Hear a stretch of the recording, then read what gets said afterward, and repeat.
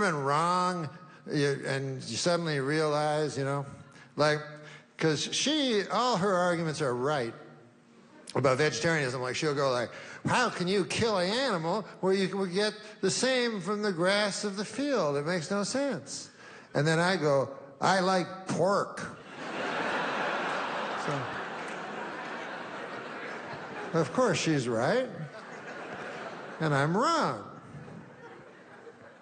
And it's weird when you realize you've been wrong about everything that you ever believed about vegetarianism, not everything. Imagine if you woke up and you realized you were wrong about everything. You just woke up and you go, God damn, I've been wrong about every single thing I've ever believed.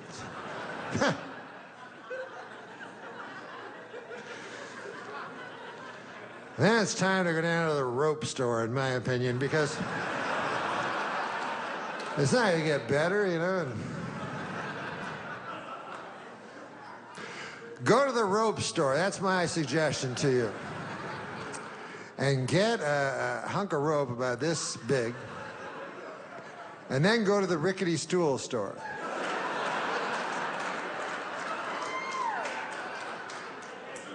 And listen, it's no coincidence that the rope store and the rickety stool store are always right beside each other, right? I want to get political, you know? I asked my doctor, this is interesting, because I wondered, you know, I know the first two causes of death, heart disease and cancer, neck and neck, you know, to kill you. So I said to the doctor, I said, what's the third most common cause of death? What is the third? And he said, complications. That's like the doctor fucking up. Like, how is that the third? That's the third? You know, you go, hey, Doc, I can't help but noticing my father is dead. And I remember yesterday you said it was a simple operation. And he's like, yeah, we thought it was. It looks simple in the book, I'll tell you that. But you cut open a man, by God, it's all this red stringy stuff and everything. Are you a doctor? You go, no, you wouldn't have. Way too complicated for you. But you worry when you get old, you know? You're concerned, scared. I remember my grandmother, you know, she was like, I think she was like 85 at the time or something.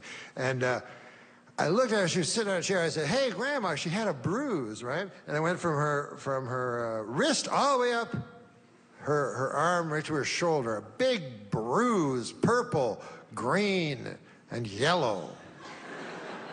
A third of each. And I said, Grandma, where did you get that bruise? And then my grandmother said, the wind. It's like, the wind? And she said, yes, do you remember that gentle breeze yesterday? I was like, yeah, I remember. That we all have. You know, not so long ago, phones were not magic. They were just used to telephone people. And they couldn't take pictures, you know? If you wanted to take a picture, this was only like 20 years ago, you would have to use it. You couldn't use a phone. I remember I tried, go, okay, just hold on there. Just, people go, what are you doing? I go, don't worry, I was kind of ahead of my time, but they thought,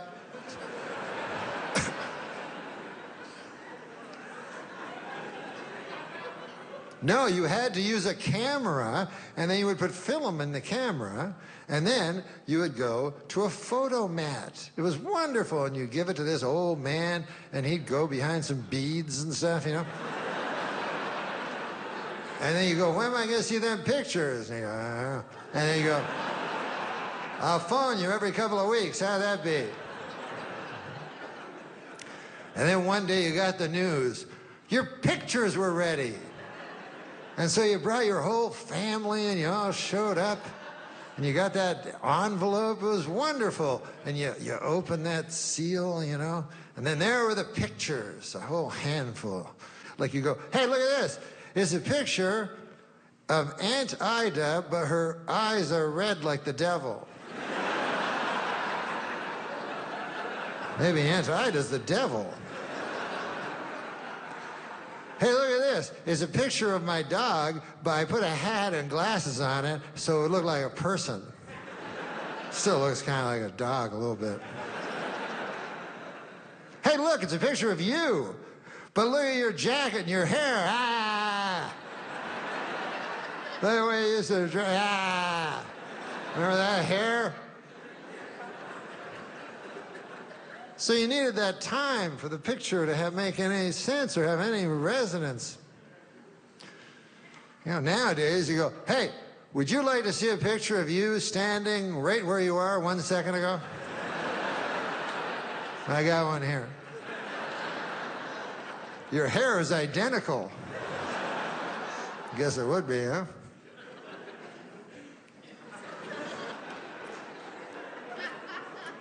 In the real old days, they would take pictures like, and at my house I have a picture of my great-grandfather, and I only have one, you know? Back then, they only had one picture of everybody because they'd pull that thing and it would explode and all that shit, you know?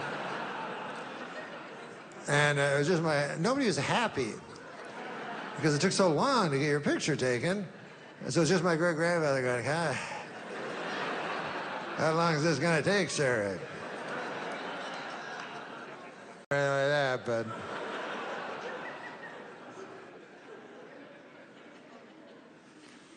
when people commit suicide, no one ever understands. You know what I mean? People commit suicide, people go, I don't understand why. And I go, you don't?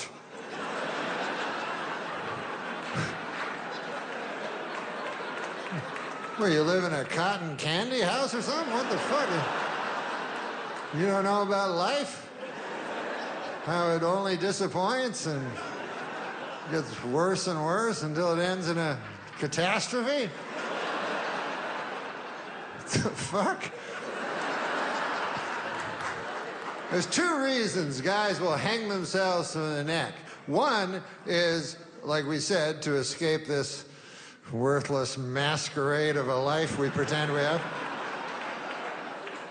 And the second reason we hang ourselves from the neck is to whack off. These guys, I don't understand. It's called autoerotic asphyxiation. It's a big fancy word, but it's a filthy thing. And this is my problem with it. The risk-reward. It's not good. And I know the reward because I read about it. Like, apparently, by cutting off the oxygen or something like that, you increase your orgasm until it's 1.5 times as powerful as the one you had the Thursday before last.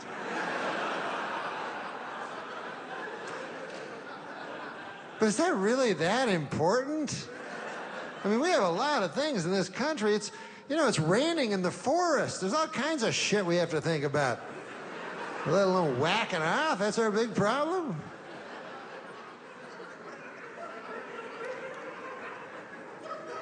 But the risk, good Lord. You know how people have opinions? I don't got none. Like political and stuff. Sometimes before I go to a party, I'll just turn on the TV and whatever that guy said, I'll say that.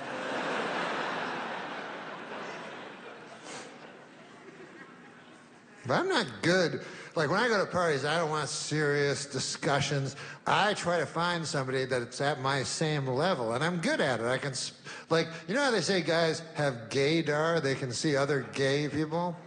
I'm like that with guys at my same level of smartness.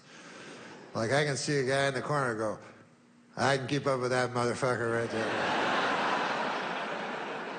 And then I make a beeline for that character.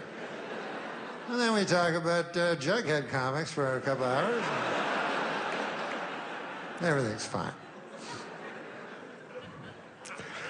Sometimes people go, well, why do you even go to these parties if you don't like, you know, talking? Here's why I go to parties. There's only one reason why I go to parties and why I love parties, because I love those little sandwiches where they're triangles and they cut the crusts off. And then they're little equilateral triangles. And they put a little toothpick, and it has like golden cellophane and red cellophane. I can eat 30, 40 of those fuckers. And you can only get them at parties. Like, I've gone to restaurants, I go, yeah, they have sandwiches that are shaped like triangles. And they go, no. All our sandwiches are shaped like sandwiches. I go, ah, fuck. And I go to like a grocery store, I go, yes, what aisle is the sandwiches with the toothpicks? I go, we don't got none. Have you tried a party? I go, I've tried not to go to those things.